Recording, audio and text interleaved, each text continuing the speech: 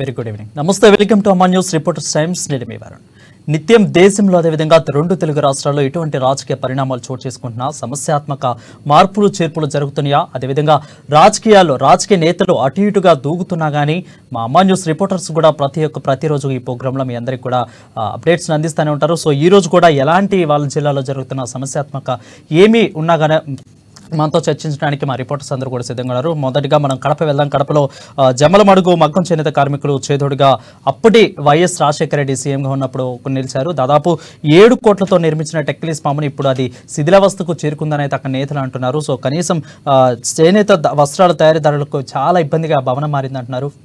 Present ఉన్న CM Jaganmohan Reddy తన తండ్రి చేసిన దాన్ని పట్టించుకోవట్లేదు, కనీసం తమ పట్ల కరుణ చూపాలంటూ వాళ్ళు ఆవేదిస్తున్న పరిస్థితి కనిపిస్తోంది. దీని మీద పూర్తి అప్డేట్స్ మా ప్రతినిధి యూసఫ్ లైవ్ లో అందుబాటులో ఉన్నారు. యూసఫ్, చెప్పండి.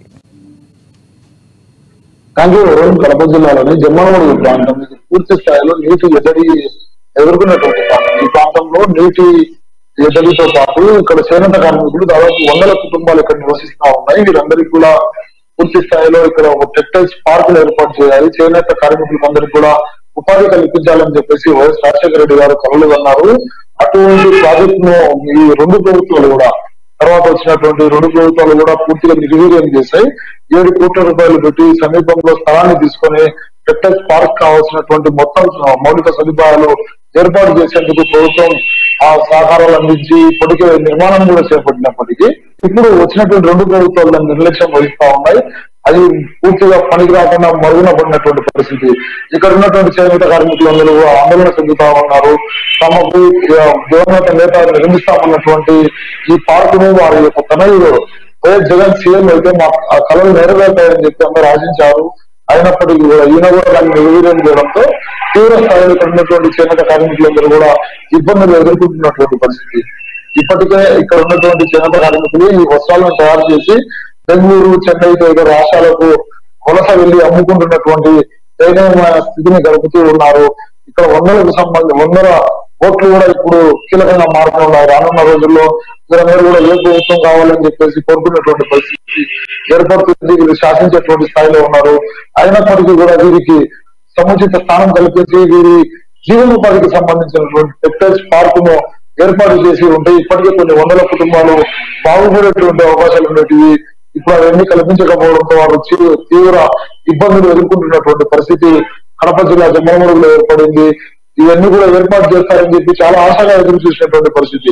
టెక్స్టైల్స్ పార్క్ ఏర్పాటు చేసే రవాణా వ్యవస్థతో పాటు ఇక్కడ చిన్నటువంటి వ్యాపార సముదాయాలను ఏర్పాటు చేసుకొని అన్నిటితో పాటు మా ప్రాంతం అభివృద్ధి చెందుతుంది అని చెప్పి అందరూ ఆశగా ఎదురు చూశారు. అవన్నీ కూడా నిరాశగానే మిగిలిపోయాయి. ఇప్పుడు ఎన్నికలు సమీపిస్తున్నటువంటి నేపథ్యంలో స్థానిక ఎమ్మెల్యేలతో పాటు ఎవరైనా ప్రజాప్రతినిధులు వస్తే వారిని అందరినీ కూడా నిలదీసేందుకు చేనేత కార్మికులు అందరూ కూడా ఏకమయ్యారు.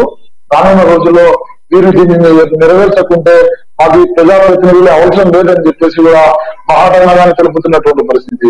ఎందుకంటే చేనేత కార్మికుడు చాలా ఇబ్బందులు పడి తన చేతి వృత్తితో కళారూపంలో చీరలను కానీ చేనేత వస్త్రాలను కానీ ఏర్పాటు చేసి పంపిణీ చేసేటువంటి వ్యవహారాల్లో దుస్తులు ఇతర దేశాలతో పాటు ఇతర రాష్ట్రాలకు కూడా పంపిణీ జరిగేటివి. అటువంటిది ప్రభుత్వం సబ్సిడీ ఇచ్చి వారిని ఆదుకోవాల్సిన పరిస్థితులు పూర్తిగా నిర్వీర్యం చేసింది. ఇప్పుడు వారు చాలా ఇబ్బందులు ఎదుర్కొన్నటువంటి పరిస్థితులు ఏర్పడాయని తెలియజేస్తా ఉన్నారు. రైట్. అయితే యూసఫ్, ఇక్కడ దాదాపు ఈ భవనం కూడా శిథిలావస్థకు చేరినట్టు తెలుస్తోంది. దాదాపు అప్పటి సీఎంగా ఉన్న వైఎస్ఆర్ కూడా దీనికి 7 కోట్లతో నిర్మించారు. సో దీన్ని ఇప్పుడు శిథిలావస్థలో ఉందంటే ఇక్కడ అంటే నిధులు తెచ్చుకోవటంలో ఇక్కడ అధికార లోపమా, లేదంటే నిధులు ఇవ్వటంలో ప్రభుత్వ లోపమా, ఎవరి లోపం కింద మనం పరిగణించాలి? అసలు ఎందుకు ఆ శిథిలావస్థ ఇంత కారణానికి ప్రభుత్వం అనుకోవచ్చా? దాదాపు ప్రజాప్రతినిధులందరూ కూడా వీరిని ఓట్ బ్యాంక్ చూస్తా ఉన్నారు. ఇక్కడ 7 కోట్ల రూపాయలతో దాదాపు నిర్మాణాలు చేపట్టేందుకు అప్పటి ప్రభుత్వం నిధులు కూడా మంజూరు చేసింది. ఆ నిధులన్నీ కూడా ఇక్కడ ఆర్మీతి మీద మాత్రమే ఖర్చు చేశారు. పహారీ వాళ్ళు నిర్మించారు, ఒక భవనాన్ని నిర్మించారు. ఇవన్నీ కూడా ఇప్పుడు శిథిలావస్థకు వెళ్ళాయి. ప్రజాధనాన్ని దుర్వినియోగంతో పాటు అది చేనేత కార్మికులకు అందుబాటులో తీసుకురాకపోవడం కూడా ప్రభుత్వంతో పాటు ప్రభుత్వంలో పనిచేసేటువంటి అధికార యంత్రాంగం కూడా పూర్తిగా తప్పు ఉందని చెప్పేసి ఇక్కడ ఉన్నటువంటి చేనేత కార్మికులు భావిస్తున్నటువంటి పరిస్థితి.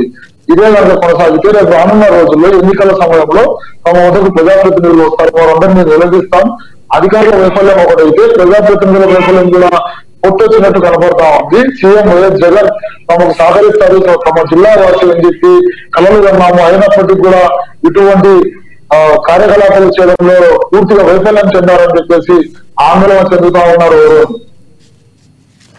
Thank you sir for the updates. అది చూసుకున్నట్లయితే కడపలో జరుగుతున్న పరిస్థితి. నెక్స్ట్ మనం నిజామాబాద్ వెళ్దాం. నిజామాబాద్లో కొన్ని రోజుల నుంచి పసుపు బొట్టు వేదిక నిజామాబాద్ జిల్లాలో పూర్తిగా వేడెక్కుతున్నాయి. ఒక పక్క అరవింద్ అంటే పసుపు పంటకు అధిక ధర రావడం వల్ల అది మాదే క్రెడిట్, అది మేం చేసిన ఘనత అంటూ కూడా ఎంపీ అరవింద్ తన ట్విట్టర్ వేదికగా పసుపు బోర్డు గురించి అయితే మాట్లాడారు. అయితే ఖచ్చితంగా శాశ్వత పరిష్కారం కావాలి అంటే ఖచ్చితంగా కూడా సీఎం రేవంత్ రెడ్డి కిషన్ రెడ్డికి విజ్ఞప్తి చేశారు. ఖచ్చితంగా డిమాండ్ సవాల్ను విసిరారు. దీనికి శాశ్వత పరిష్కారం రావాలంటే పసుపు బోర్డు ఖచ్చితంగా ఏర్పాటు చేయాలి. మోదీ ఇచ్చిన మాట ప్రకారం నిలబెట్టుకుని ఖచ్చితంగా పసుపు బోర్డు ఏర్పాటు చేస్తేనే అక్కడ ఉన్న రైతు పంటలకు కూడా పసుపు పంటదారులకు కూడా ఖచ్చితంగా శాశ్వత పరిష్కారం దొరుకుతుందని చెప్తున్నారు. వీళ్ళిద్దరి మాటల మధ్య యుద్ధం జరుగుతోంది. సో దీని మీద పూర్తి అప్డేట్స్ మా ప్రతినిధి నవీన్ అందిస్తారు. నవీన్ చెప్పండి. Thank you. ఒకవైపు పార్లమెంట్ ఎన్నికలు దగ్గర పడడం, దేశవ్యాప్తంగా పార్లమెంట్ వైపు కూడా ఇటు రాజకీయాలు తిరుగుతుంటే నిజామాబాద్ జిల్లా మాత్రం పసుపు బోర్డు వైపు కూడా రాజకీయాలతో తిరుగుతున్న పరిస్థితి మాత్రం స్పష్టంగా కనిపిస్తుంది. ఎన్నడూ లేని విధంగా నిజామాబాద్ ఇటు మార్కెట్ యార్డ్ లో పసుపు రైతుకు క్వింటల్ కు 15,000 ధర పలికింది. ఇది ఘనతే అంటూ కూడా ఇప్పుడు బీజేపీ పార్టీ నాయకులు అలాగే ఎంపీ అరవింద్ కూడా ఆ క్రెడిట్ మొత్తం తన ఖాతాలో వేసుకునే ప్రయత్నం చేస్తున్నారు. అయితే గతంలో చూసుకున్నట్లయితే 2011 నుంచి ఇప్పటి వరకు ఎప్పుడు పసుపుకు ఇంత మద్దతు ధర రాలేదు. తాము వచ్చిన తర్వాత పూర్తిగా ఎక్స్పోర్ట్ పెంచాము, ఇంపోర్ట్ తగ్గించాము. పసుపు దాని వల్ల కూడా పసుపుపై పూర్తిగా తాము దృష్టి పెట్టాము. కావుననే పసుపుకి ఇంత మద్దతు ధర వచ్చింది. ఎక్కడ లేని ఎప్పుడు లేని విధంగా రికార్డ్ స్థాయిలో పసుపుకు క్వింటల్ కు 15,000 ధర రావడం పూర్తిగా తమ ఘనతే, బీజేపీ ఘనత, తాము చేసిన కృషి వలన కూడా వచ్చిందని చెప్పి బీజేపీ నాయకులు ఎంపీ అరవింద్ చెప్తున్న పరిస్థితి మాత్రం కనిపిస్తుంది. అయితే దీనికి టార్గెట్ చేస్తూ కూడా కాంగ్రెస్ పార్టీ చెందిన సీఎం రేవంత్ రెడ్డి స్వయంగా రంగంలోకి దిగిన పరిస్థితి కనిపిస్తుంది. అయితే పసుపుకు ఇంత రికార్డ్ స్థాయిలో మద్దతు రావడం ఎంతో సంతోషించదగ్గ విషయము. కానీ పసుపు బోర్డు ఏదైతే ప్రధానమంత్రి నవంబర్ నెలలో నిజామాబాద్ జిల్లా అసెంబ్లీ ఎన్నికల బహిరంగ సభలో భాగంగా నిజామాబాద్ వచ్చినట్టు ప్రధానమంత్రి నరేంద్ర మోడీ ఇక్కడ నిజామాబాద్ జిల్లా కేంద్రంలో జరిగిన బహిరంగ సభలో పసుపు బోర్డు ప్రకటిస్తూ కూడా ప్రకటించారు. అయితే దీనికి కట్టుబడి ఉంటూ పసుపు బోర్డు వెంటనే ప్రకటించాలని చెప్పి కూడా ట్విట్టర్ ఎక్స్ వేదిక కూడా కేంద్ర మంత్రి కిషన్ రెడ్డిని డిమాండ్ చేసిన పరిస్థితి మాత్రం కనిపిస్తుంది. స్వయానా ఇటు రెండు కాంగ్రెస్ కావచ్చు, బీజేపీ రెండు పసుపు బోర్డు విషయంలో, పసుపు రైతుల విషయంలో కూడా మాటల యుద్ధం కొనసాగుతుంది. ఏకంగా ఇటు బీజేపీకి టార్గెట్ చేస్తూ స్వయంగా సీఎం రేవంత్ రెడ్డి రంగంలోకి దిగడంతో నిజామాబాద్ జిల్లాలో ఒక్కసారిగా రాజకీయాలు ఇటుదెక్కిన పరిస్థితి మాత్రం కనిపిస్తుంది. ఇవి రెండు ఇలా కొనసాగుతుండగా మరోవైపు పసుపుకు క్వింటల్ మద్దతు ధర ఇంతగానో రావడం వెనుక బీజేపీ పార్టీ అస్తం లేదని చెప్పి కేవలం గతంలో కన్నా ఈసారి సాగు తక్కువ ఉంది కొనసాగింది. పసుపు రైతులు తక్కువగా సాగు చేశారు. అందువల్లనే ఇటు మార్కెట్ యార్డ్ లో కూడా తగినంత పసుపు రాకపోవడం వల్లనే ఇంత మద్దతు ధర వచ్చిందని చెప్పి కూడా రైతులు చెప్తున్న పరిస్థితి మాత్రం కనిపిస్తుంది. కేవలం తక్కువగా ఇటు పసుపు రావడంతో దీనికి మద్దతు ధర వచ్చిందని చెప్పి ఇంత మద్దతు ధర వచ్చిందని చెప్పి రైతులు చెప్తున్నారు. అయితే ఏది ఏమైనప్పుడు రైతులు కూడా మాత్రం నిజామాబాద్ జిల్లాకు నరేంద్ర మోడీ చెప్పినట్లుగా పసుపు బోర్డు ఇవ్వాలి. దీంతో పాటు మద్దతు ధర కల్పించాలి. ఇదే విధంగా ప్రతి సంవత్సరం కూడా 14 నుండి 15,000 వరకు ఉంటే మాత్రం ఖచ్చితంగా పసుపు కులాంకి ఎంతో గిట్టుబాటు ధర అవుతుందని చెప్పి కూడా రైతులు చెప్తున్న పరిస్థితి మాత్రం కనిపిస్తుంది. ఎందుకంటే రైతు పసుపు పంట వేసి నుంచి కలుపు తీయడం, ఇటు ఎరువులు తగ్గడం, మిగతా పూర్తిగా తాహతుకు మించి ఖర్చు అవుతుందని చెప్పి కేవలం మార్కెట్ యార్డ్ తీసుకపోతే గతంలో చూసుకున్నట్లుగా 5,000 నుండి 6,000 వరకే మద్దతు ధర పలుకుతుంది. దానివల్ల పూర్తిగా నష్టపోయాము. అది రాను తాము పసుపు సాగు తగ్గిస్తూ వచ్చాము. ఇప్పుడు తగ్గించడం వలన కూడా మార్కెట్ యార్డ్ లో ఇంత మద్దతు ధర వచ్చింది. ఖచ్చితంగా పసుపుకు ఒక మద్దతు ధర ప్రకటించాలని చెప్పి కూడా రైతులు చెప్తున్న పరిస్థితి మాత్రం కనిపిస్తుంది. మరికొన్ని నెలల్లో పార్లమెంట్ ఎన్నికలు ఉన్న నేపథ్యంలో ఇటు బీజేపీ పార్టీ తామే కృషి వల్లనే పసుపుకు మద్దతు ధర వచ్చిందని ఒకవైపు క్రెడిట్ అంతా తమ ఖాతాలు వేసుకోవడంతో పాటు పసుపు రైతులను తమ వైపు తిప్పుకునే ప్రయత్నం బీజేపీ పార్టీ చేస్తుంటే కాంగ్రెస్ పార్టీ ఏకంగా సీఎం రేవంత్ రెడ్డి దిగి పసుపు బోర్డు ఖచ్చితంగా ప్రకటించాలి. పసుపు బోర్డు ఎక్కడ ప్రకటిస్తారు, ఎప్పుడు ప్రకటిస్తారు ప్రకటించి తెలపాలని చెప్పి కూడా ట్విట్టర్ ఎక్స్ వేదికగా రేవంత్ రెడ్డి కిషన్ రెడ్డికి డిమాండ్ చేస్తున్న పరిస్థితి మాత్రం కనిపిస్తుంది. అదే దీనిపై కూడా ఇటు కిషన్ రెడ్డి కావచ్చు, ఇటు బీజేపీ నాయకులు కావచ్చు ఇంతవరకు కూడా సమాధానం చెప్పలేని పరిస్థితి ఉందని చెప్పవచ్చు. మొత్తం మీద వీరు బీజేపీ ఎవరైతే సీఎం రేవంత్ రెడ్డి ప్రశ్నకు బీజేపీ నాయకులు ఏ విధంగా సమాధానం చెప్తారో, అసలు పసుపు రైతులు వీరిద్దరి మధ్యలో ఎవరి మాటలు నమ్ముతారో మరికొన్ని రోజులు వేచి చూడాల్సి ఉంటుందని చెప్పవచ్చు. రైట్ అయితే నవీన్, ఒక పక్క ఇటు అటు కానీ ఇటు బీజేపీకి కానీ ఇటు పక్క కాంగ్రెస్ కానీ వీళ్ళిద్దరి మధ్య మాటల యుద్ధం అయితే జరుగుతుంది. గత ప్రభుత్వంలో ఉన్న బీఆర్ఎస్ ప్రభుత్వం కూడా ఆల్రెడీ మాటల యుద్ధం అంటే కేంద్రానికి రాష్ట్రానికి జరుగుతున్నది. సో ఇప్పుడు మళ్ళీ దీన్ని పసుపోటీని మళ్ళీ తెర మీదకు తెస్తున్నారు. అంటే పార్లమెంట్ ఎన్నికలు ఉన్నాయి కాబట్టి మళ్ళీ దీన్ని తెర మీదకు తెస్తున్నారు. కేవలం పార్లమెంట్ ఎన్నికల కోసమే అనుకోవచ్చా? ఖచ్చితంగా అనుకోవచ్చు. ఎందుకంటే ఇంతకు ముందు కూడా 2014 జరిగినట్టు పార్లమెంట్ ఎన్నికలు కేవలం పసుపు నినాదంతో ఎంపీ అరవింద్ గెలుపొందాడు. అప్పుడు కూడా అప్పుడు ఉన్నబట్టి సిట్టింగ్ ఎంపీ కవితకు వ్యతిరేకంగా అనేక మంది పసుపు రైతులు కూడా నామినేషన్ వేశారు, కవితను ఓడించారు. ఎందుకంటే తమ అధికారంలో వస్తే పసుపు తెస్తా అని చెప్పి కవిత చెప్పింది. కవిత ఇచ్చిన మాట నెరవేరకపోవడంతో కూడా అక్కడ కవితను ఓడించిన బట్టి పసుపు రైతులు ఆమెకు వ్యతిరేకంగా పెద్ద ఎత్తున 200 చిల్లర నామినేషన్లు వేశారు. అనంతరం ఇటు ఎంపీ అరవింద్ తన అధికారంలోకి వస్తే 100 రోజులు పసుపు తెప్పిస్తా అని చెప్పి బాండ్ పేపర్ ఇచ్చారు.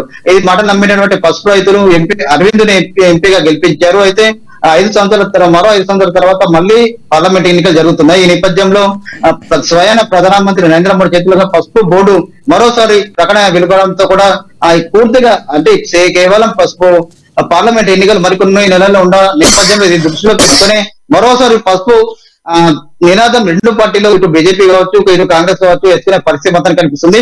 కేవలం పసుపు ఇష్యూని ఇటు తీసుకొస్తూ ఇటు మరోసారి బీజేపీ పార్టీ తమ గెలుపొందాలని లక్ష్యంతో బీజేపీ పార్టీ ముందుకెళ్తుంది. అయితే దీనికి కౌంటర్ గా కాంగ్రెస్ పార్టీ నాయకులు కావచ్చు సీఎం రేవంత్ రెడ్డి స్వయాన రంగంలో దిగి అసలు పసుపు బోర్డు ప్రకటించారు. ఎప్పుడు ఏర్పాటు చేస్తారా అని చెప్పి కూడా చిట్టవరి వేదికగా ప్రశ్నించడం జరిగింది. అయితే ఈ మొత్తం చూసుకున్నట్లయితే కేవలం ఇటు రానున్న పార్లమెంట్ ఎన్నికల దృష్టిలో పెట్టుకుని పసుపు బోర్డు మరోసారి ఇష్యూ మరోసారి కూడా బయటకు తీసినట్లుగా కనిపిస్తుందని చెప్పవచ్చు.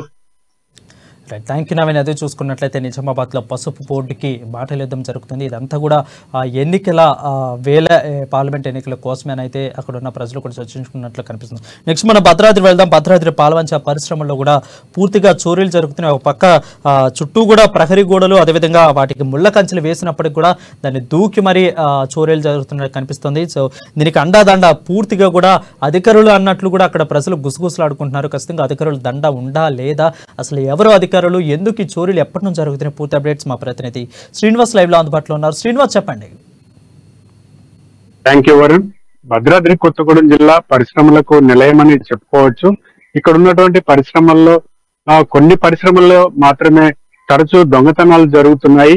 ఆ దొంగతనాలు జరిగినప్పుడు సంబంధిత అధికారులు ఎవరైతే ఉన్నారో ఆ యొక్క స్థానిక పోలీస్ స్టేషన్ లో ఫిర్యాదు చేసి చేతులు దులుపుకుంటున్నటువంటి పరిస్థితి ఉంది. కానీ ఆ దొంగతనాలు నివారణకు తగినటువంటి చర్యలు తీసుకోవడంలో ఈ యొక్క తప్పిదాలు ఎందుకు జరుగుతున్నాయనేది కూడా ప్రజలకు అంతుబట్టని ప్రశ్నగా మారింది.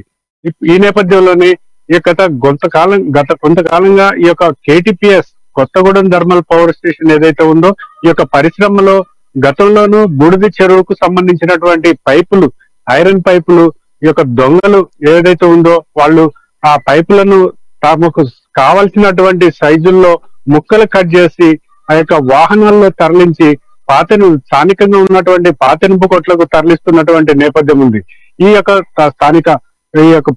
ఫిర్యాదులు అందినప్పుడు మాత్రమే ఆ యొక్క తూతూ మంత్రంగా తనిఖీలు నిర్వహించి ఆ యొక్క పైపులను పట్టుకొని లేకపోతే చోరీకి గురైనటువంటి వస్తువులను పట్టుకొని తూతూ మంత్రంగా ఆ యొక్క కేసులు నమోదు చేయించి చేతులు దుక్కుకుంటున్నటువంటి పరిస్థితి ఉందని చెప్పేసి స్థానికుల నుంచి విమర్శలు వినిపిస్తున్నటువంటి నేపథ్యంలో గత 10 రోజుల క్రితం ఈ యొక్క KTPS స్టోర్ కు సంబంధించి స్టోర్ లో ఉండవలసినటువంటి భద్రత నడుమ ఉన్నటువంటి 2 అంచెలు 3 అంచెల భద్రత నడుమ ఉన్నటువంటి ఈ యొక్క స్టోర్లలో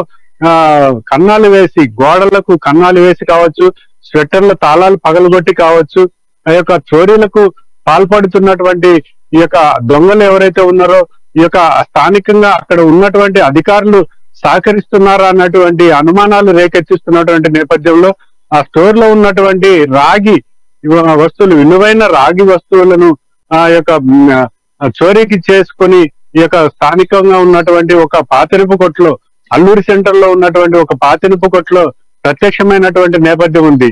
వీటిని జెన్కో విజిలెన్స్ అధికారులు ప్రత్యక్షంగా వచ్చి ఆ యొక్క ఇనుప దుకాణంలో ఉన్నటువంటి రాగి వస్తువులను పట్టుకొని వారిపైన కేసు కూడా పెట్టినటువంటి నేపథ్యం ఉంది. గతంలో కూడా ఇలాంటివి కోట్ల రూపాయల విలువైనటువంటి ఈ యొక్క రాగి కావచ్చు, అల్యూమినియం కావచ్చు, ఐరన్ కావచ్చు, ఏ వస్తువులైనా కూడా ఈ యొక్క కోట్ల రూపాయలు ఇప్పటి వరకు కోట్ల రూపాయల విలువైనటువంటి ఈ యొక్క కేటీపీఎస్ లో ఉన్నటువంటి వస్తువులను దొంగిలించినటువంటి నేపథ్యం ఉంది. అక్కడ పూర్తి సెక్యూరిటీ భద్రత ఉంటుంది, చుట్టూ ప్రహరీ గోడ ఉంటుంది, ఆ గోడకు ముళ్ళ కంచె ఉంటుంది, అలాగే కొన్ని చోట్ల పవర్ ఫెన్సింగ్ కూడా ఉన్నటువంటి నేపథ్యం ఉంది, నిఘా నేత్రాలు ఉంటాయి. కానీ ఇంత పెద్ద పరిశ్రమలో నుండి ఇంతటి చోరీలకు అవలీలగా చోరీలకు పాల్పడుతున్నటువంటి దొంగల పరిస్థితి చూస్తే పలు అనుమానాలకు తావిస్తున్నటువంటి నేపథ్యం ఉంది. ఇక్కడ తిష్ట వేసినటువంటి ఈ యొక్క పరిశ్రమలో తిష్ట వేసినటువంటి గత కొన్ని దశాబ్దాల కాలం నుండి ఇక్కడ ఉన్నటువంటి అధికారుల ప్రోద్బలం ఏమైనా ఉన్నదా అనేది కూడా అనుమానం కలిగిస్తున్నటువంటి నేపథ్యం ఉంది.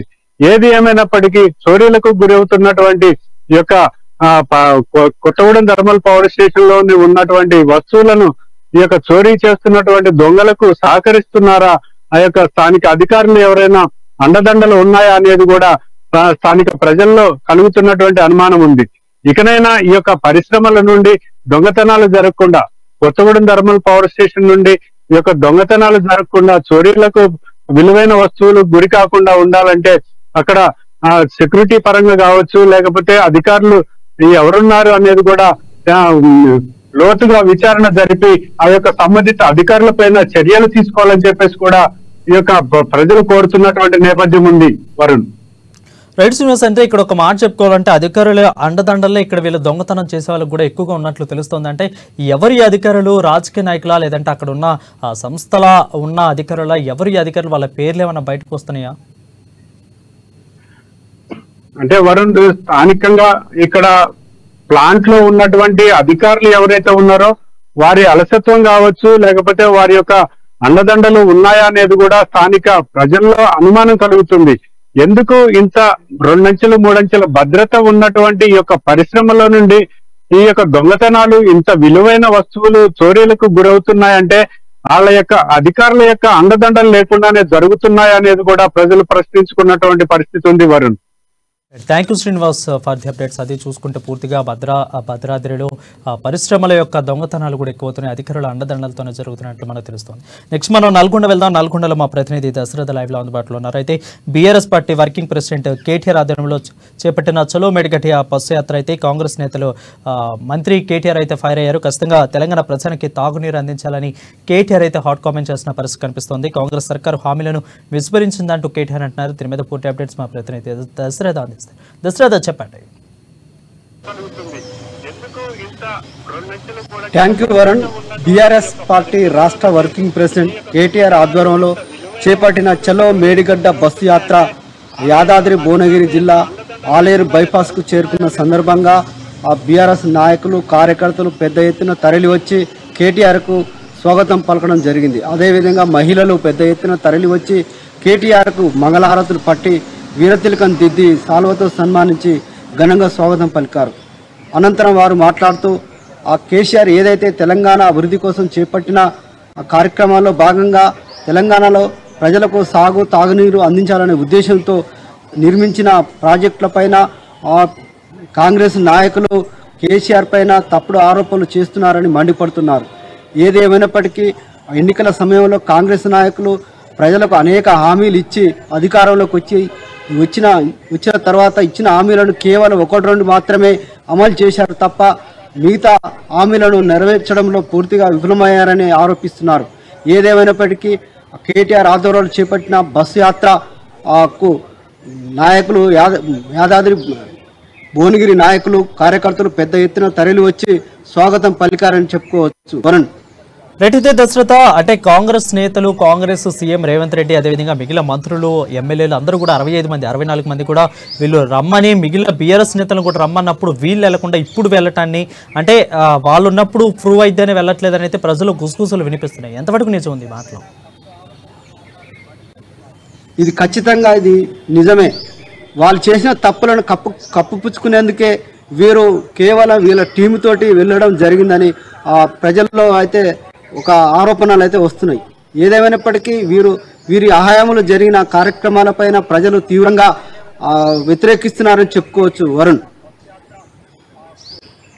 అప్డేట్స్ అది చూసుకున్నట్లయితే పూర్తిగా నల్గొండ నుంచి కూడా అందుతుంది మనకి. నెక్స్ట్ మనం మంచిర్యాల వెళ్దాం. మంచిర్యాలలో ఎప్పుడు ప్రైవేట్ ఆసుపత్రుల్లో లక్షలు ఖర్చు పెట్టినా కూడా ప్రాణానికి భరోసా కల్పించట్లేదు. అయితే ప్రాణ నష్టం జరిగితే పైసల్లో సెటిల్మెంట్లు జరుగుతుంది. కొన్ని ప్రైవేట్ ఆసుపత్రుల్లో ఎక్కువ కూడా డబ్బుని ఎక్కువగా మూలంగా చూపిస్తూ ప్రాణాలకు భరోసా లేకుండా పోతుంది. దీని మీద పూర్తి అప్డేట్స్ మా ప్రతినిధి నరేష్ అందిస్తారు. నరేష్, చెప్పండి. Thank you Varun. ఇటు మంచిర్యాల జిల్లా వ్యాప్తంగా చికిత్స కోసం వెళ్తే ప్రాణాలు గాలు కట్టుతున్న సంఘటనలు ఇటీవల వరుసగా చోటు చేసుకుంటాయి. మరి ఈ క్రమంలోనే మంచిర్యాల జిల్లా వ్యాప్తంగా పుట్టగొడుగులా వెలిసినటువంటి ప్రైవేటు ఆసుపత్రులు ఏవైతే ఉన్నాయో వాటిలో సరైన వైద్యం అందక, నాణ్యమైన వైద్యం అందించకపోవడంతో ఆసుపత్రులకు వచ్చేటటువంటి రోగులు తీవ్ర ఇబ్బందులు ఎదుర్కొనడంతో పాటు ఇటు ప్రాణాలు గాల్లో కలిసిపోతున్నటువంటి పరిస్థితులు మనకు కనిపిస్తా ఉన్నాయి. మరి ఈ క్రమంలోనే ఇటీవల జరిగినటువంటి సంఘటనలు మనం నిదర్శనంగా చెప్పుకోవచ్చు.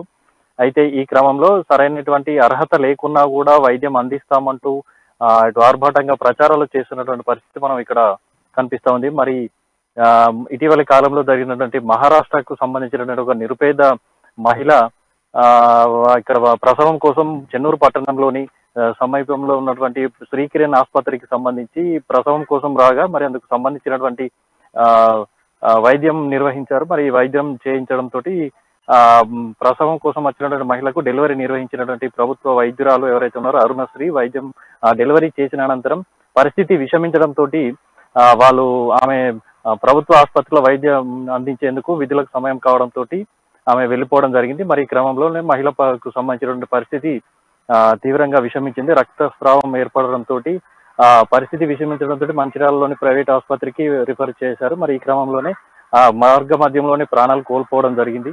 మరి ఇక్కడ మంచిర్యాలకు వచ్చినటువంటి ఈ క్రమంలో ఇటు ప్రైవేట్ ఆసుపత్రిలో పరీక్షించినటువంటి ఆసుపత్రి వైద్యులు అప్పటికే మహిళ మృతి చెందిందంటూ చెప్పడంతో ఆందోళన కోసం ఆగ్రహం చెందినటువంటి బంధువులు ఎవరైతే ఉన్నారో తిరిగి చెన్నూరు వెళ్లేటువంటి క్రమంలో సమాచారం అందుకున్నటువంటి ఆసుపత్రి వైద్యులు వారిని మధ్యలో అడ్డగించి పోలీసుల సహకారంతో మృతదేహాన్ని మంచిర్యాల ప్రభుత్వ ఆసుపత్రికి తరలించడం జరిగింది. దాని క్రమంలోనే హైడ్రామా కొనసాగింది. మరి ఈ క్రమంలోనే పోలీసుల పహారా మధ్య ఆసుపత్రికి పహారా నిర్వహించడం దానికి సంబంధించి ఏసీపీ ఆధ్వర్యంలో ఎంతో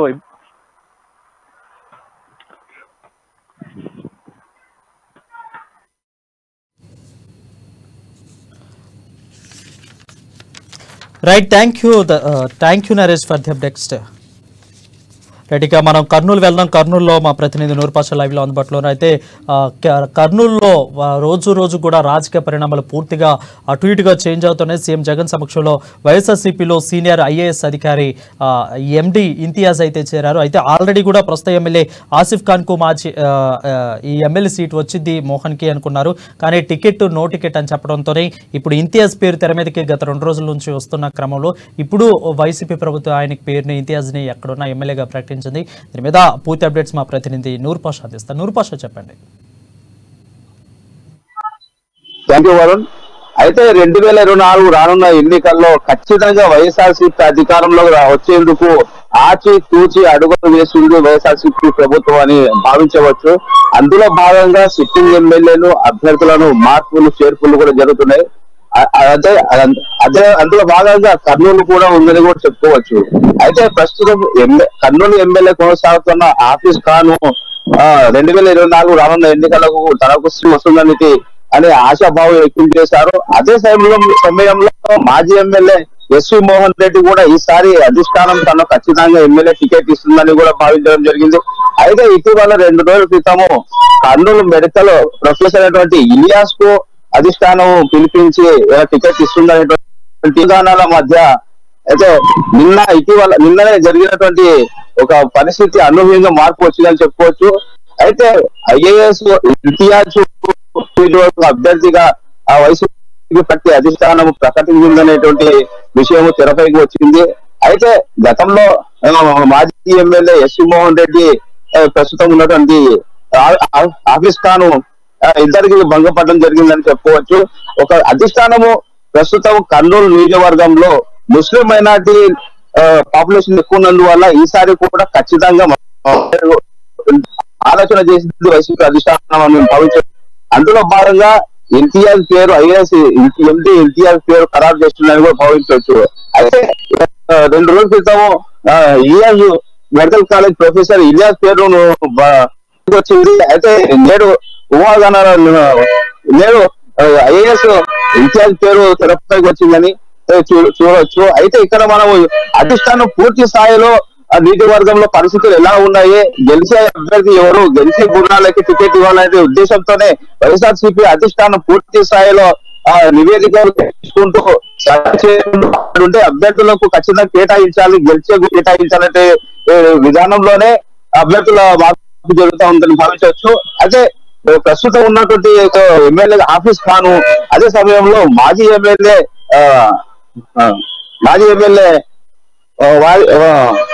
ఎస్వి మోహన్ రెడ్డి గారికి కేటాయించినట్టయితే రైట్ నూర్పచ్ అయితే మాజీ ఎమ్మెల్యే ఆసిఫ్ ఖాన్, ఇటు పక్క ప్రస్తుత ఎమ్మెల్యే ఆసిఫ్ ఖాన్ ని, మాజీ ఎమ్మెల్యే ఎస్వి మోహన్ రెడ్డిని వీళ్ళిద్దరు కూడా కాదు అని ఇంతియాజ్ కి సీటుని స్థానచలనం కల్పించడానికి కారణం ఏంటి? అదేవిధంగా అంటే ఆల్రెడీ వైసీపీ నేతలు ఈ ఎమ్మెల్యేల మీద కొంత చక్కర్లు కొడుతున్న వార్తలు, వీళ్ళు ఖచ్చితంగా అన్యాయాలకు పాల్పడ్డారు, అక్రమాలకు పాల్పడ్డారు, మైనింగ్ కానీ ఇసుక కానీ అదేవిధంగా మద్యం కానీ అన్నింటికి కూడా పాల్పడ్డారంటూ వార్తలు వచ్చాయి. సో వీళ్ళిద్దరి మీద కూడా ఇలాంటి వార్తలు ఏమన్నా వచ్చాయా, లేదంటే ఖచ్చితంగా నిజమేనా, లేదంటే సర్వేల ప్రకారంగానే ఇంతియాజ్ కి ఇవ్వడం జరిగింది? ఖచ్చితంగా భావించవచ్చు. అయితే అధిష్టానము పూర్తి స్థాయిలో గతంలో ఉన్నటువంటి ప్రెసిడెంట్ ఎమ్మెల్యే కొనసాగుతున్న ఆఫీస్ ఖాన్ ని చూసినట్టయితే నియోజకవర్గంలో అసంతృప్తి అయితే నెలకొన్నటువంటి పరిస్థితి నెలకొంది. అదే సమయంలో మాజీ ఎమ్మెల్యే ఎస్వి మోహన్ రెడ్డికి ఒకవేళ టికెట్ ఇచ్చినట్టయితే ప్రస్తుతం ఉన్నటువంటి ఎమ్మెల్యే ఆఫీస్ ఖాన్ తను సహకరించారని కూడా తెలిసి చెప్పడం జరిగింది. అదే సమయంలో మాజీ ఎమ్మెల్యే ఎస్వి మోహన్ రెడ్డి కూడా ఈసారి తనకే టికెట్ ఇవ్వాలని ఆఫీస్ ఖాన్ అంత టికెట్ ఇచ్చినట్టయితే తాను సహకరించేది లేదంటూ కూడా ఆయన కూడా బాహటంగానే చెప్పడం జరిగింది. అయితే గతంలో కూడా ఇరు వర్గాల్లో అయినటువంటి మాజీ ఎమ్మెల్యే, ప్రజెంట్ ఎమ్మెల్యే కూడా ఎన్నో సార్లు అధిష్టానానికి ఒకరిపై ఒకరు కంప్లైంట్ చేసుకోవడం జరిగింది. ఇద్దరి మధ్య మనస్పర్ధలు ఉంది. అదే సమయంలో నియోజకవర్గంలో ఈ విధంగా ప్రజల్లో ఉన్నటువంటి పరిస్థితిని బట్టి ఐఏఎస్ అధికారి అయినటువంటి ఇంతియాజ్ కు టికెట్ కేటాయించి ఖచ్చితంగా టికెట్ గెలిచాలంటే ఉద్దేశంతో అధిష్టానము ఇలాంటి నిర్ణయం తీసుకుందని భావించవచ్చు. వరుణ్ రైట్ అయితే నూరుపాషా అటు విధంగా స్థానచలనం కలగని వాళ్ళు కానీ, లేదంటే అదేవిధంగా సీట్లు రాని వారు కూడా కొంత అసంతృప్తి చెంది పక్క పార్టీలోకి వెళ్తున్నట్లు, లేదంటే వాళ్ళు సొంతంగా అక్కడ ఇండిపెండెంట్ గా పోటీ చేసిన పరిస్థితులు ఇప్పుడు ఆంధ్రప్రదేశ్లో మనం చూస్తున్నాం. కొంతమంది పేర్లు కూడా వెలుగులోకి వచ్చాయి. సో ఈ నేపథ్యంలో ఎస్వి మోహన్ రెడ్డి కానీ ఆసిఫ్ ఖాన్ కూడా వీళ్ళిద్దరు అనుచరులు, వీళ్ళిద్దరు వాగ్మూలం ఏమవుతుంది? వీళ్ళు పార్టీలోకి చేంజ్ అవుతున్నారా, లేదంటే అదే పార్టీలో జగన్మోహన్ రెడ్డి గారి వెంటే కొనసాగే అవకాశాలు ఏమైనా కనిపిస్తున్నాయా? అంటే ఇంకా మనకు ఎన్నికలు వచ్చేటట్టు ఉంది కాబట్టి రాజకీయ సమీకరణాలు ఎప్పుడు ఎలా మారుతాయి, ఏ నాయకుడు ఏ పార్టీకి పోతారనేటువంటి ఇంకా సమయం ఉంది కాబట్టి ఖచ్చితంగా అప్పుడే రాజకీయ నాయకులు అసంతృప్తులు పార్టీలు మారేటువంటి పరిస్థితి ఎప్పుడైతే ఉండకపోవచ్చు అని కూడా భావించవచ్చు. Right, thank you Noorpasha for the updates. అది చూసుకున్నట్లయితే ఓవరాల్గా కర్నూలు జిల్లాలో అటు ఇటుగా రాజకీయాలు మారుతున్న ఇంతియాజ్కి సీట్ ఇవ్వడంతో అటున్న యాసిన్ ఖాన్ వీళ్ళిద్దరు కూడా మాజీ ఎమ్మెల్యే, ప్రస్తుత ఎమ్మెల్యే కూడా కొంత అసంతృప్తిలో ఉన్నట్లు తెలుస్తోంది. కానీ ఒక ప్రస్తుత ఎమ్మెల్యే మాత్రం ఖచ్చితంగా జగన్మోహన్ రెడ్డి వెంటే ఉంటానని అయితే చెప్తున్నారు. So for the updates next మనం ఆదిలాబాద్ వెళ్దాం. ఆదిలాబాద్లో కూడా పార్లమెంట్ ఎన్నికల కోసం కేఎస్ఆర్ కదం తొక్కారు. సో ప్రజలందరూ, ఒక నాయకులు, కార్యకర్తలు అందరూ కూడా పూర్తిగా అప్రమత్తంగా ఉండాలైతే కేఎస్ఆర్ కోరారు. ఖచ్చితంగా మళ్ళీ అసెంబ్లీలో జరిగిన కుట్ర ఇప్పుడు కూడా పార్లమెంట్ ఎన్నికల్లో జోగు రమణ సమక్షంలో ఆడిస్తున్న నాటక దీన్ని స్పష్టం చేశారు. కాబట్టి ఓడినా తాను గెలిచినా ప్రజల మధ్యనే ఉంటానంటూ కేసీఆర్ తేల్చి చెప్పారు. ప్రజలు కూడా పూర్తిగా అప్రమత్తంగా ఉండాలి. నాయకులు, కార్యకర్తలు అందరూ కూడా పార్లమెంట్ ఎన్నికల గెలుపు కోసం పనిచేయాలి. గెలిచి ఆ సీట్ మనం ఆదిలాబాద్ సీట్ను గిఫ్ట్గా ఇద్దాము కాంగ్రెస్ నేతలు కను చెప్తున్నారు. సో దీని మీద పూర్తి అప్డేట్స్ మా ప్రతినిధి సత్యనారాయణ అందుబాటులో ఉన్నారు. సత్యనారాయణ చెప్పండి. Good evening Varun. అయితే కన్ను శ్రీనివాసరెడ్డి ఈరోజు కాంగ్రెస్ శ్రేణులు ఆదిలాబాద్ నియోజకవర్గ కాంగ్రెస్ శ్రేణులతో సమీక్ష సమావేశం నిర్వహించారు. అంటే పార్లమెంట్ ఎన్నికలు సమీపిస్తున్న నేపథ్యంలో మరి పార్లమెంట్ ఎన్నికల్లో ఆదిలాబాద్ సీటును అత్యధిక మెజార్టీతో గెలిపించుకుని కాంగ్రెస్ పార్టీ తరఫున కేంద్ర హైకమాండ్ సోనియా గాంధీకి గిఫ్ట్ గా ఇద్దామని చెప్పేసి కాంగ్రెస్ నేతలకు ఇప్పుడు వచ్చినటువంటి ఒక నేతలందరికీ కూడా కన్ను శ్రీనివాసరెడ్డి పిలుపునిచ్చారు. అదేవిధంగా గత అసెంబ్లీ ఎన్నికల్లో ఏదైతే ఒక కుట్ర జరిగిందో, ఓ నలుగురు కలిసి అప్పుడు స్థానికంగా ఉన్నటువంటి ఒక ఎమ్మెల్యే జోగురామన్నతో కలిసి ఏ విధంగా కుట్రకు తెరలేపి ఆ తర్వాత కొంతమంది స్వార్థం వల్ల అప్పుడు ఆ యొక్క సీటును కోల్పోయిన సంగతిని ఆయన గుర్తు చేసుకున్నారు. తిరిగి పార్లమెంట్ ఎన్నికల సమయంలో కూడా అలాంటి కుట్రలే జరిగేటటువంటి ఒక అవకాశం కనబడుతుందని, కాంగ్రెస్ పార్టీని చీల్చే కుట్రలు జరుగుతున్నాయని చెప్పేసి ఆయన కాంగ్రెస్ శ్రేణుల వద్ద చెప్పారు. అయితే వీళ్ళందరూ కూడా ఏవైతే అంటే పార్టీ కన్న తల్లి లాంటి పార్టీని వెన్నుపోటు పొడిచేందుకు జరుగుతున్న కుట్రల్ని అందరూ ఛేదించాలని, దాన్ని తిప్పికొట్టే ప్రక్రియ ఊపందుకోవాలని చెప్పేసి కాంగ్రెస్ శ్రేణులు ధైర్యం చెప్పారు. ఎవరిని చేసినా కూడా తాను కేవలం ఏ పదవిని ఆశించలేదని, తాను పదవుల కోసం ఆశపడి రాజకీయాల్లోకి రాలేదని, కేవలం ఆదిలాబాద్ అభివృద్ధి తన లక్ష్యంగా ఆయన కాంగ్రెస్ నేతలతో చెప్పుకున్నారు. అలాగే ఓడినప్పటికీ, గత ఎన్నికల్లో ఓడిపోయినప్పటికీ కూడా ఎక్కడ ఏ పనిని కూడా ఆపకుండా నిత్యం ప్రజల మధ్య ఉంటున్నానని చెప్పుకున్నారు. అలాగే నిత్యాన్నదానం ఓడిపోయిన తర్వాత కూడా ఈ రోజు వరకు కూడా గత 2 ఏళ్లుగా నిత్యాన్నదానం కొనసాగుతుందని, అంబులెన్స్ సేవలు కొనసాగుతున్నాయని, ఎవరైతే కష్టాల్లో ఉన్నవారు తన దగ్గరకు వచ్చి సాయం చేయమంటే వాళ్ళందరికీ కూడా ఆర్థిక సాయం చేస్తున్నారని, అంటే ఇప్పటికి కూడా ప్రజల్లో ఇంత బాగా కలిసిమెలిసి తిరుగుతున్నప్పటికీ కూడా చూసి ఓర్వలేక కొందరు కుట్రలు చేసేటటువంటి ఒక ప్రక్రియ ఏదుందో దాన్ని పెద్దపెట్టిన ఖండించారు. కార్యకర్తలు, నాయకులు అందరూ కలిసికట్టుగా ఉండి ఇలాంటి ఏవైతే అంటే పార్టీని రెండుగా చీల్చే ప్రక్రియ జరిగితే కనుక పార్టీకి నష్టం వచ్చేటటువంటి అవకాశం ఉంది. ఆ తర్వాత ఆ నష్టం వల్ల సీట్లు కూడా కోల్పోయే అవకాశం ఉంది. కాబట్టి పార్టీ అంతా కూడా ఒకటే కలిసికట్టుగా పనిచేయాలని చెప్పేసి నాయకులకు, కార్యకర్తలకైతే ఆయన దిశానిర్దేశం చేశారు. వరుణ్, రైట్. అయితే ఎలాంటి ప్రణాళికలతో, వ్యూహాలతో ఈసారి పార్లమెంట్ను ఖచ్చితంగా ఆదిలాబాద్ పార్లమెంట్ను కైవసం చేసుకొని ముందుకు వెళ్దామన్నట్లు చూస్తున్నారు కేఎస్ఆర్? ఎలాంటి ప్రణాళికలు దీన్ని ఏర్పాటు చేశారు?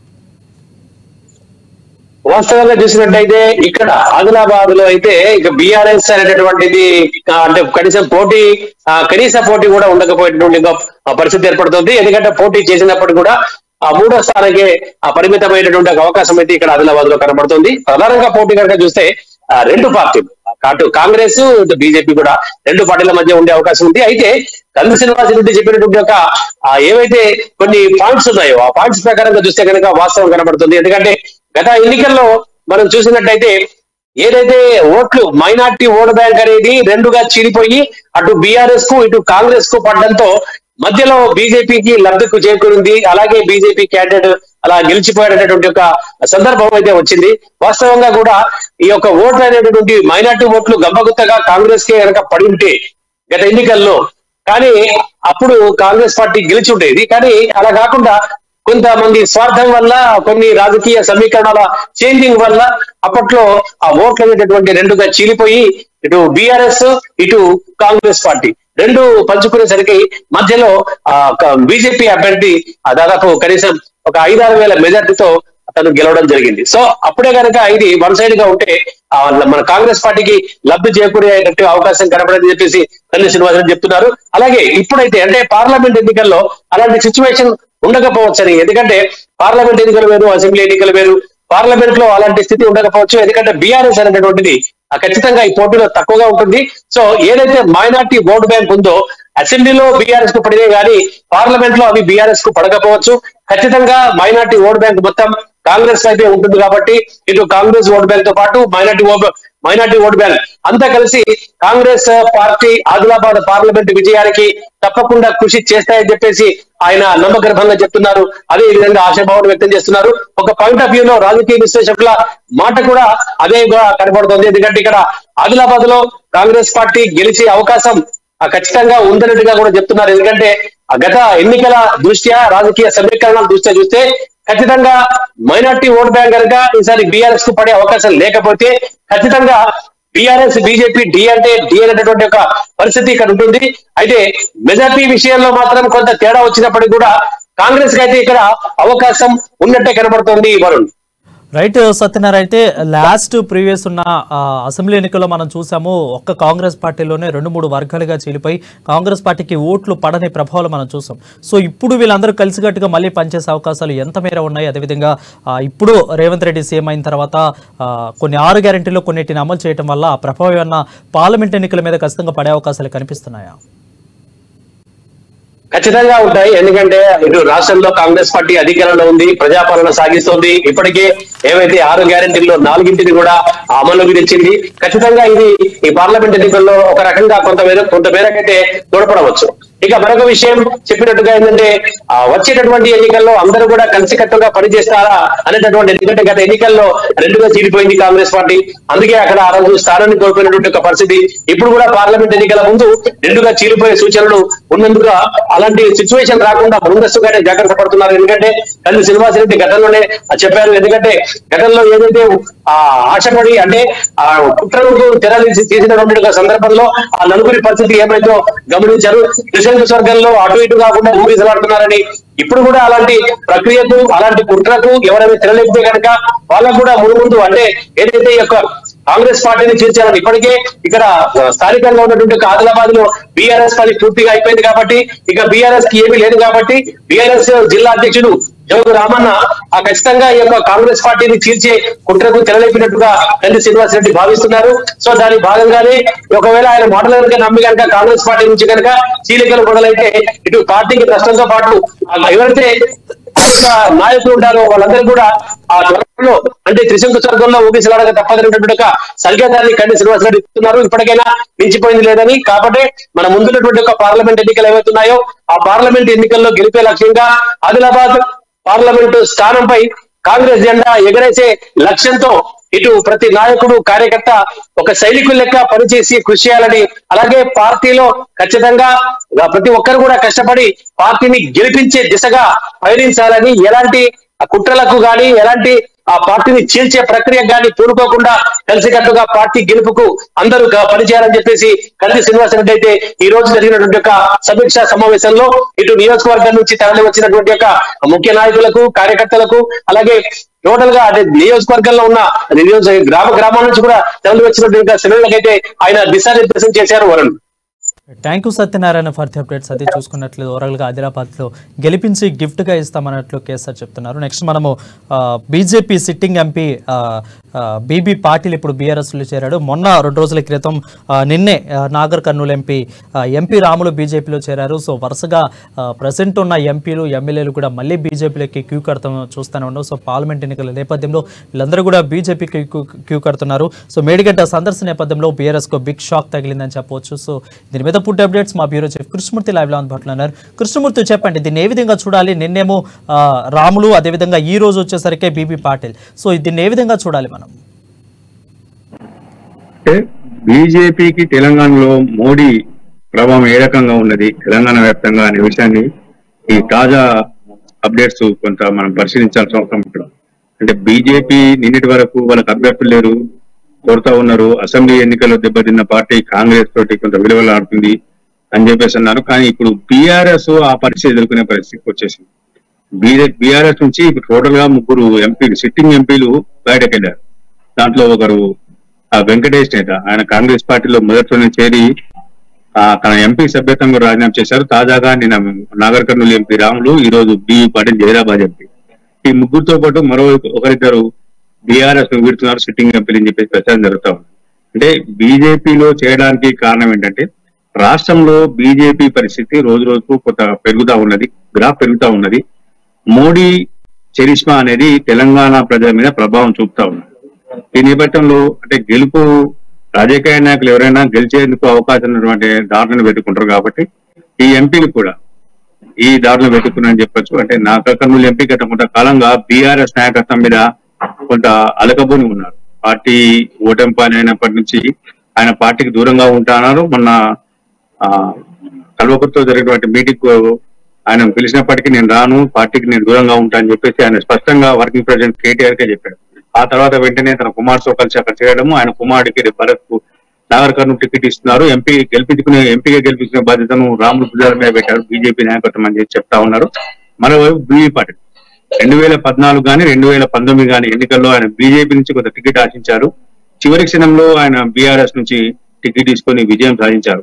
అంటే మొదటి నుంచి బీజేపీకి ఆకర్షితులు, బీజేపీ సిద్ధాంతాల పట్ల ఆకర్షించినటువంటి బీబీ పాటిల్ చివరి క్షణంలో అంటే ప్రస్తుతం పార్టీ రాష్ట్రంలో బీఆర్ఎస్ కు కొంత గడ్డు పరిస్థితి ఉంటుంది, ప్రజల్లో బీఆర్ఎస్ కు కొంత ఆదరణ లేదని తెలుసుకొని బీజేపీ అయితే సరైన ఉంటుంది, మోడీ పాలన తనకు కలిసి వస్తుంది, మోడీ పరిపాలన కలిసి వస్తుంది అనే ఉద్దేశంతో బీజేపీ మరో ఎంపీ అంటే ఉమ్మడి ఖమ్మం జిల్లాకు చెందిన మరో ఎంపీ కూడా పార్టీని బీఆర్ఎస్ విడి బీజేపీలో చేరుతుందని ప్రచారం చేస్తాం. అంటే ఎంతవరకు ఏముంటున్నా కానీ ఈ ఆపరేషన్ మొత్తాన్ని కూడా బీజేపీ అత్యంత సీక్రెట్ గా చేస్తా ఉన్నది. అంటే గతంలో జరిగినటువంటి అనుభవాలను కానీ అంటే పార్టీలో ఫలానా నేత చేరుతున్నా అంటే ఆయన చివరి క్షణంలో పార్టీ మార్పు లేదు అని చెప్పడము, కొంత బీజేపీ కూడా కొంత ఇబ్బంది పరిస్థితుంది. చివరి క్షణం వరకు చేరికల విషయంలో జాగ్రత్తగా ఉండాలని నిర్ణయించింది. అసెంబ్లీ ఎన్నికల ముందు చేరికల విషయంలో కొంత హడావిడి చేసినటువంటి బీజేపీ అక్కడ బోల్లా పడింది. కాబట్టి ఇప్పుడు అట్లా జరగకుండా ఉండాలంటే ఖచ్చితంగా సీక్రెట్ పాటించాలి. గెలుపు గుర్రాలు ఎవరైనా తీసుకోవాలనుకుంటున్నారు. అంటే జైరాబాద్ నుంచి ఇప్పటికైతే జైరాబాద్ నుంచి బీవీ పాటిల్కు టికెట్ కన్ఫర్మ్ అని చెప్తా ఉన్నారు. అదేవిధంగా నాగర్ కర్నూలుకు సంబంధించి రాములు కొడుకు భరత్ కు టికెట్ కన్ఫర్మ్ అని చెప్తా ఉన్నారు. సిట్టింగ్ ఎంపీలు ముగ్గురు అంటే నిజామాబాద్ నుంచి ధర్మపురి అరవింద్, కరీంనగర్ నుంచి బండి సంజయ్, సికింద్రాబాద్ నుంచి కిషన్ రెడ్డి ఈ ముగ్గురి టికెట్లు కూడా కన్ఫర్మ్ అయ్యాయి అని చెప్తా ఉన్నారు. మిగతా అంటే మహబూబ్ నగర్ విషయంలో కొంత సందిగ్ధంలో ఉంది. తర్వాత మల్కాజ్గిరి విషయంలో కొంత సందిగ్ధం. హైదరాబాద్ సంబంధించి కూడా కొంత మాధవీలత అనే ఒక మహిళను కూడా డిక్లేర్ చేయబోతున్న ఒక పార్టీ అని చెప్పేసి కొంత ప్రచారం జరుగుతా ఉంది. అని మొత్తంగా చూస్తా ఉంటే బీజేపీ ఎన్నికల షెడ్యూల్ ప్రకటించక ముందే అంటే ఎన్నికల సంఘం షెడ్యూల్ ప్రకటించక ముందే అభ్యర్థులను బరిలో దింపి ప్రచారంలో దూసుకుపోవాలన్న ఉద్దేశం తెలుస్తోంది. 4వ తారీఖు 5వ తారీఖున నరేంద్ర మోడీ పర్యటన ఉన్న నేపథ్యంలో ఈ లోపలనే బీజేపీ అభ్యర్థులను కొంతమందిని ప్రకటించి అంటే 17లో కనీసం 8-9 స్థానాలకు అభ్యర్థులను డిక్లేర్ చేసి వాళ్ళతో ప్రచారం చేయాలి. నరేంద్ర మోడీ బహిరంగ సభలో ఎంపీ క్యాండిడేట్ గా ఎవరు పోటీ ఎక్కడి నుంచి పోటీ అనే విషయాన్ని అక్కడ సభకు వచ్చిన వాళ్ళకి పరిచయం చేయాలి అన్న ప్రతిష్టంతో ఉన్న బీజేపీ ఇందుకు ప్రయత్నం చేస్తాం. ఈరోజు బీవీ పాటిల్ కు బీజేపీ రాష్ట్ర వ్యవహార తరుణ్ సమక్షంలో డాక్టర్ లక్ష్మణ్ ఓబీసీ మోర్చా జాతీయ అధ్యక్షుడు, రాజ్యసభ సభ్యుడిగా ఉన్నటువంటి డాక్టర్ లక్ష్మణ్ పార్టీ కండువాని కప్పిని ఆహ్వానించారు. Thank you Krishnamurthy for the updates. Next మనం పాలమూరు వెళ్దాం. అయితే పాలమూరు రంగారెడ్డి పేరుతో కేసీఆర్ ప్రజలను ఏ విధంగా మోసం చేశారో చూపించేందుకే నేడు చలో పాలమూరు కార్యక్రమాన్ని చేపట్టినట్లు ఎంపీ అభ్యర్థి వంశీచంద్ర రెడ్డి చెప్పారు. దాదాపు 10 ఏళ్ల పాటు కూడా ప్రాజెక్టు పేరుతో పాలమూరు ప్రజలు మోసం చేశారు బీఆర్ఎస్ అని మండిపడుతున్నారు. సో అయితే పాలమూరు రంగారెడ్డి భాగమైన కర్పేనా, ఉద్దండాపూరు, లక్ష్మీదేవపల్లి ప్రాజెక్టులను సందర్శిస్తామని వంశీచంద్ర రెడ్డి చెప్తున్నారు. దీని మీద పూర్తి అప్డేట్స్ మా ప్రతినిధి హరీష్ అందిస్తారు. హరీష్ చెప్పండి. రాష్ట్రంలో వాటర్ వార్ నడుస్తుంది. ఒకవైపు బీఆర్ఎస్ మేడిగడ్డ సందర్శన, మరోవైపు చెలో పాలమూరు కాంగ్రెస్ పార్టీ సందర్శన చేస్తుంది. ప్రస్తుతం మనతో పాటు CWC member Mahabubnagar parliament అభ్యర్థి వంశీచంద్ర రెడ్డి ఉన్నారు. సరే, ఏం తెలిసారు ఈ సందర్శనలో? ఇట్లాంటి నిజాలు మీరు ప్రజలకు చెప్పాలనుకుంటున్నారు? ప్రజలకి ఇవాళ టిఆర్ఎస్ యొక్క నిజ స్వరూపం కేసీఆర్, కేటీఆర్ వాళ్ళందరూ కూడా ఎట్లా తెలంగాణ ప్రజలని మోసం చేసింది అనేది ప్రజలకి తెలిసే విధంగా చేయాలనే ప్రయత్నంలో భాగంగానే మేము వాళ్ళు ఇక్కడికి రావడం జరిగింది. దక్షిణ తెలంగాణని కేసీఆర్ ఎడారిగా మార్చే ప్రయత్నం చేసిండు. పాలమూరు ప్రజలైతే 2009లో ఆయనను ఎంపీగా గెలిపించి రాజకీయ పునర్జన్మనిచ్చినామో ఆ పాలమూరు ప్రజలపైన కేసీఆర్ పగబట్టిండు. అందుకే ఇవాళ గత 10 సంవత్సరాల టిఆర్ఎస్ ప్రభుత్వ హయాంలో ఏ ఒక్క ఎకరానికి కూడా కొత్తగా నీళ్లు అందించిన పాపాన పోలేదు. ఇవాళ పాలమూరు జిల్లాలో ఎక్కడన్నా నీళ్లు వస్తున్నాయంటే, ఏదన్నా మడి దడుస్తున్నదంటే అది గతంలో కాంగ్రెస్ పార్టీ అధికారంలో ఉన్నప్పుడు మేము కట్టినటువంటి కల్వకుర్తి, నెట్టెంపాడు, భీమా, జూరాల, కోయిల్ సాగర్ ఈ ప్రాజెక్టుల వల్లనే నీళ్లు వస్తున్నాయి. ఇవాళ ఈ పాలమూరు రంగారెడ్డి ఎత్తిపోతల పథకం కూడా 80% పనులు పూర్తి చేసినామని అబద్ధపు మాటలు చెప్తున్నారు. వాళ్ళు పూర్తి చేసింది అక్కడ కనిపిస్తున్నటువంటి నీళ్లు వర్షం నీళ్లు, కృష్ణానది నుంచి ఎత్తిపోసినటువంటి నీళ్లు కాదు. కృష్ణానది నుంచి ఎత్తిపోసేటువంటి అవకాశమే లేదు. ఎందుకంటే వాళ్ళు అసలు ఏమాత్రం కూడా పనులు చేయలేదు. కాబట్టి వాళ్ళు ప్రాజెక్టులు వాళ్ళ ధనదాహాన్ని పూరించుకోనీకే ప్రాజెక్టుల పేరుతోటి నాటకాలు ఆడుతున్నారు. మేము ఇవాళ అధికారంలోకి వచ్చినామో అసంపూర్తిగా మిగిలిచ్చినటువంటి ప్రతి ఒక్క ప్రాజెక్ట్ ని నిర్మిస్తామో పాలమూరు రంగారెడ్డి జిల్లాలో ఉన్నటువంటి సాగుకు యోగ్యమైన ప్రతి ఎకరాకి సాగునీరు అందించే బాధ్యత ఈ కాంగ్రెస్ ప్రభుత్వం తీసుకుంటుంది. కరువు కాటకాలు లేని జిల్లా మహబూబ్ నగర్ మలిచినాం, సస్యశామలు చేసినామని గత మాజీ సీఎం కేసీఆర్ అంటున్నారు, బీఆర్ఎస్ నేతలు అంటున్నారు. వాళ్ళకి ఏం చెప్తారు? నిజంగానే కరువు లేకుండా పాలమూరు జిల్లాని సస్యశ్యామలం చేసిన వాళ్ళైతే దమ్ముంటే సస్యశ్యామలం చేస్తే ప్రజలు వాళ్ళకే బ్రహ్మరథం పట్టాలి కదా, ఓట్లు వాళ్ళకే వేయాలి కదా.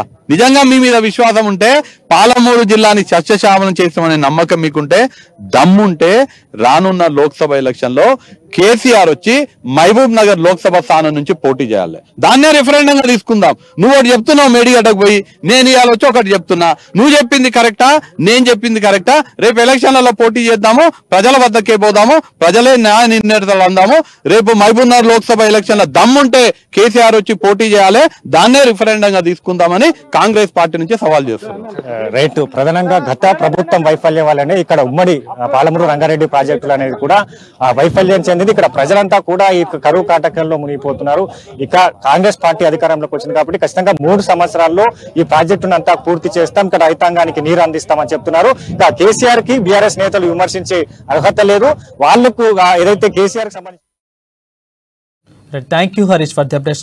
మనం ఖమ్మం వెళ్దాం. ఖమ్మంలో అయితే దేశంలో బీజేపీ మతోన్మత ఫాసిస్ట్ విధానాలకు వ్యతిరేకంగా కమ్యూనిస్టు పార్టీలు నిరంతరంగా పోరాడతాయని సిపిఐ ఎమ్మెల్యే ప్రజాపంత్ రాష్ట్ర ప్రధాన కార్యదర్శి పోటు రంగారావు అన్నారు. మార్చి 3-4 తేదీల్లో అయితే ఖమ్మం నగరంలో జరిగే 16 రాష్ట్రాలకు చెందిన ప్రతినిధులతో జాతీయ సదస్సును యూనిటీ మహాసభలు జరుగుతాయని చెప్తున్నారు.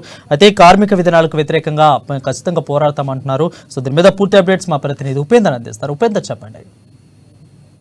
మార్చి 3-4 తేదీల్లో ఖమ్మం జిల్లా కేంద్రంగా సిపిఐ ఎమ్మెల్యే ప్రజాపంత మాస్ లైన్ మహాసభలు జరుగుతూ ఉన్నాయి. ఈ మాస్ లైన్ అంటే ఏంటి, అసలు ఖమ్మం జిల్లాలో కమ్యూనిస్ట్ పార్టీకి సంబంధించినటువంటి CPM, CPI, ML, new democracy, ప్రజాపంత పార్టీల పేరు వినబడుతున్న నేపథ్యంలో కొత్తగా 3 పార్టీల కలయిక అనేది కూడా ఖమ్మం జిల్లా వ్యాప్తంగా కమ్యూనిస్ట్ శ్రేణుల్లో చర్చనీయాంశంగా మారింది. ఈ నేపథ్యంలో దీనిపై ఒక స్పష్టమైనటువంటి వివరాలు తీసుకునేందుకు మనతో పాటు మాట్లాడేందుకు సిపిఐ ఎంఎల్ ప్రజాపంత రాష్ట్ర ప్రధాన కార్యదర్శి పోటు రంగారావు గారు ఉన్నారు. రంగారావు గారు చెప్పండి, అసలు సిపిఐ ఎమ్మెల్యే ప్రజాపంత మాసలైన యొక్క విధానం ఏంటి, ఆల్ ఇండియా మహాసభలు ఖమ్మంలో జరుగుతున్న విధానం దేనికోసం జరుగుతున్నాయి? భారతదేశంలో కమ్యూనిస్టు ఉద్యమంలో 100 ఏళ్లలో అనేక అభిప్రాయాలు, చీలికలు వచ్చాయి. ఇందులో సిద్ధాంత రాజకీయపరమైనటువంటి విభేదాలు ఉన్నాయి, వ్యక్తిగత భేషజాలకు అహంకారానికి పోయి వచ్చినటువంటి చీలికలు ఉన్నాయి. సరే, ముఖ్యంగా సిద్ధాంత రాజకీయ విభేదాల్లో 100 ఏళ్లలో కమ్యూనిస్ట్ పార్టీ విజయం సాధించకపోవడం వలన దాని కారణాలు ఏంటనేటువంటి వెతికే దాంట్లోనే అనేక వివాదాలు, విభేదాలు వచ్చినటువంటి స్థితి ఉన్నది. ఈ క్రమంలోనే సిపిఎంఎల్ ప్రజాపంద పనిచేస్తూ తన అభిప్రాయాలకు ఉన్నటువంటి మరో 16 రాష్ట్రాల్లో పనిచేస్తున్నటువంటి పిసిసి సిపిఎంఎల్ అనేటువంటి ఒక పార్టీ, అదేవిధంగా సిపిఎంఎల్ రెవల్యూషనరీ ఇనిషియేటివ్ అనేటువంటి ఒక పార్టీ, 3 పార్టీలు 15 నెలలుగా రాజకీయ సిద్ధాంత వైఖరుల మీద చర్చించుకొని భారతదేశ స్థితి మీద, అనుసరించాల్సినటువంటి ఎత్తుగడల మీద ఒక అంగీకారానికి రావడం జరిగింది. ఈ అంగీకారానికి వచ్చి ఇట్లా వేరువేరు పార్టీలుగా ఉండాల్సినటువంటి అవసరం లేదు, ఒకే అభిప్రాయాలు ఉన్నటువంటి పార్టీలు, ఓ శాస్త్రీయమైనటువంటి అంచనా వేసుకున్నటువంటి పార్టీలన్నీ కలిసి ఒకే పార్టీగా బలమైనటువంటి పార్టీగా ఏర్పడటం అనేటువంటిది ప్రస్తుత సమాజానికి అవసరం అనేటువంటిది భావించి ముందుగా ఈ 3 పార్టీలు ఒకే పార్టీగా ఏర్పడాలని చెప్పి భావించినాయి. కానీ ఈ 3 పార్టీలు వేరువేరు పేర్లతో ఉన్నాయి కాబట్టి ఈ 3 పార్టీలు ఒకే పేరుతోటి పిలవడానికి వీలుగా సిపిఎంఎల్ మాస్ లైన్ అనేటువంటి దాని మీద ఆ పేరు నిర్ణయించడం జరిగింది. దీనికి ఈ 3 పార్టీలు కలిసిపోవడానికి ఒక యూనిటీ మహాసభ జరపాలని, ఈ యూనిటీ మహాసభ అనేక ఉద్యమాలకి, అనేక రాజకీయ అభిప్రాయాలకి వేదికగా ఉన్నటువంటి ఖమ్మంలో జరపాలని చెప్పి నిర్ణయించి 2024 మార్చి 3, 4, 5 తేదీల్లో ఈ ఐక్యతా మహాసభలు ఖమ్మంలో జరుపుకోవాలని చెప్పి భావిస్తుంది. సిద్ధాంత రాజకీయ నిర్మాణపరమైనటువంటి ఒక ఏకాభిప్రాయానికి వచ్చినటువంటి నేపథ్యంలో ఒకే పార్టీగా సిపిఎంఎల్ మాస్ లైన్ ఏర్పడుతుంది. అంటే ప్రస్తుతం ఎన్నికల వాతావరణం ఉన్నటువంటి నేపథ్యంలో పార్లమెంట్ ఎన్నికలు సిపిఐ ఎమ్మెల్యే ప్రజాపంత పార్టీ యొక్క స్పష్టమైనటువంటి విధానం అంటే బీజేపీని ఓడించాలనే లక్ష్యం ఒక భాగం అయితే దానికి అనుకూలమైనటువంటి ప్రణాళిక ఇప్పటివరకు కార్యాచరణ రూపొందించినట్టుగా తెలియట్లేదు. అసలు ఎందుకు ఇప్పటివరకు పార్లమెంట్ ఎన్నికల విషయంలో సిపిఐ ఎమ్మెల్యే ప్రజాపంత ఒక స్పష్టమైన నిర్ణయం తీసుకోలేదు? ఒకటి, మాది ఎన్నికల పార్టీ కాదు. ఎన్నికల్లో ఎవరితోనో ఒకటి కలిసి 1, 2 సీట్లు ఎట్లా పొందాలనే ఆలోచనలు, ఎత్తుగడలు ఉన్నటువంటి పార్టీ కాదు. ఎన్నికలు ఉద్యమంలో భాగంగానే మేము చూస్తూ ఉంటాం. కాబట్టి ఎన్నికల కోసం మొత్తం మా యంత్రాంగం అంతా కసరత్తు చేసేదానికంటే ప్రజా ఉద్యమాల మీద ఒకే సిద్ధాంత రాజకీయ అభిప్రాయాలు ఉన్నటువంటి వాళ్ళని ఏకీభావానికి రావడం మీదనే మేము ప్రధాన శ్రద్ధ పెడతాం. మొన్న అసెంబ్లీ ఎన్నికలు వచ్చినప్పుడు ఈ దేశంలో ఉన్న పరిస్థితి, రాష్ట్రంలో ఉన్నటువంటి ఒక నిరంకుశమైన విధానాలను చూసి ప్రత్యేకంగా ఈసారి మేము బీజేపీ, బీఆర్ఎస్, ఎంఐఎంఎల్ని ఓడించండి. బీజేపీ ఫ్యాసిస్ట్ శక్తి అయితే దానికి బి టీములుగా బీఆర్ఎస్, ఎంఐఎం ఉందనేటువంటి మేము భావించాం. అందుకే ఆ మూడింటిని ఓడించమని వాళ్ళకి ప్రత్యర్థులుగా ఎవరైతే గెలవగలిగినటువంటి స్థితిలో ఉంటారో ప్రతిపక్ష పార్టీలు వాళ్ళని గెలిపించమని చెప్పి మేము పిలిపించాం. ఆ మేరకు రాష్ట్రంలో అనేక నియోజకవర్గాల్లో మా పార్టీ శ్రేణులు కేంద్రీకరించి పనిచేశాయి. అది మొన్న అసెంబ్లీ ఎన్నికల్లో. ఇప్పుడు రానున్న ఎన్నికలకు సంబంధించినటువంటి దాంట్లో కూడా ఈ మహాసభలో ప్రత్యేకమైన నినాదాన్ని మేము రూపొందించాం. Defeat BJP RSS forces, defeat BJP RSS fascist forces అని. అందుకనే భారత రాజ్యాంగ వ్యవస్థని ధ్వంసం చేస్తూ అనేక బూర్జువా ప్రజాస్వామిక విలువలను కూడా కాలరాస్తూ ఈ దేశంలో ఒక మతరాజ్యాన్ని నిర్మించడం కోసం, ఫ్యాసిజాన్ని నిర్మించడం కోసం హిట్లర్ బాటలో నడుస్తున్నటువంటి బీజేపీ ఆర్ఎస్ఎస్ని ఓడించడం ఈ దేశ ప్రజల తక్షణ కర్తవ్యంగా మేము భావిస్తున్నాం. అది కేవలం ఒక ఎన్నికల్లో ఓటేయడం ద్వారానే కాదు, ఎన్నికలు కూడా అందులో ఒక భాగమైన మొత్తం దానికి వ్యతిరేకంగా పెద్ద ప్రజా ఉద్యమాన్ని నిర్మించటం, ఫ్యాసిజానికి వ్యతిరేకంగా అనేటువంటి కర్తవ్యం కూడా ఓ ముఖ్యమైనది. అందుకే ఈ ఎన్నికల్లో మేము స్పష్టంగా మా రాజకీయ తీర్మానంలో డిఫీట్ ఫ్యాసిస్ట్ బీజేపీ ఆర్ఎస్ఎస్ అనే నినాదం ఇవ్వబోతున్నాం. మొత్తానికి ఖమ్మం జిల్లాలో కమ్యూనిస్ట్ పార్టీల యొక్క కలయికతో పాటు రానున్నటువంటి రోజుల్లో మరింత బలం పెంచుకునేందుకోసం ఇప్పటికే కమ్యూనిస్ట్ పార్టీలందరినీ కూడా ఐక్యం చేసేందుకోసం ముందడుగు వేస్తూ ముందుకు పోతున్నామని, బీజేపీ పాసిస్ట్ విధానాలకు వ్యతిరేకంగా నిరంతరపాయంగా ప్రజా చైతన్యం చేస్తూ ప్రజా సమస్యలపై విప్లవాత్మకమైనటువంటి మార్పుల కోసం కృషి చేస్తూ ముందుకు సాగుతామని చెప్పేసి కూడా మనతో పాటు చేస్తా ఉన్నారు. మార్చి 3, 4, 5 తేదీల్లో జరిగేటువంటి వేడుకల్ని ఘనంగా జరిపేందుకోసం అవసరమైనటువంటి ప్రణాళిక రూపొందించి ముందుకు సాగుతా ఉన్నామని ప్రజలు, ఖమ్మం జిల్లాలో ప్రగతిశీల భావజాలం ఉంటున్న ప్రతి వ్యక్తి కూడా జయప్రదాన్ని కృషి. సో ఇది వాళ్ళ రిపోర్టర్స్ టైం. మరొక రిపోర్టర్స్ ఎంతో మళ్ళీ రేపు కలుద్దాం. అంటే నేను చూస్తూనే ఉన్నాడు అమ్మ న్యూస్, నిజం కోసం, క్షణం కోసం.